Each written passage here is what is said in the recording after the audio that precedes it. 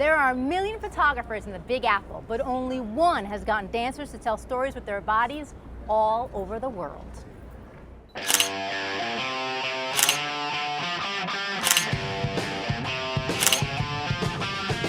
wanted to create a world as if seen through the eyes of a child.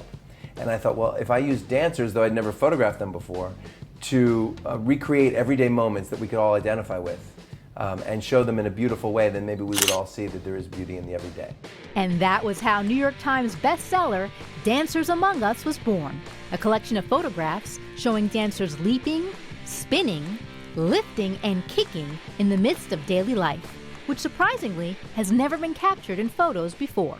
The thing that blows my mind is dancers are storytellers. They're trained to tell stories with their bodies, and yet nobody has ever really taken advantage of that. And many photographers came up to me and said, man, I wish I had thought of that first because it's so obvious. I think what was exciting about Dancers Among Us, nobody had seen it before. It's the same thing with Dancers After Dark. It's something nobody's ever done or ever seen, and that's what makes it exciting. Dancers After Dark is Matter's follow-up dance photography book, which makes its debut this month. Dancers After Dark went to a whole new level. I mean, the most people I ever shot in Dancers Among Us at one time was 4. In Dancers After Dark, it's 25. And they're all naked. And it's illegal. And it's at night, and you have to light it. And you have to come up with these poses that are intricate and exciting to see so it doesn't become predictable. But then you're doing it in the middle of an avenue with oncoming traffic. So it was so exciting and so challenging at the same time that I do look at that book and I think, how the hell did we do this? You probably have a lot of critics who say your pictures are photoshopped. Are they? They're always questioning. And so I have videos on my website, and in each book I have extensive behind-the-scenes stories saying exactly how we got it. And I do consider that to be the greatest compliment, especially to the dancers. That there's no way they could possibly have done this is a big compliment to all of us. But I am steadfast in my commitment to not photoshopping my pictures.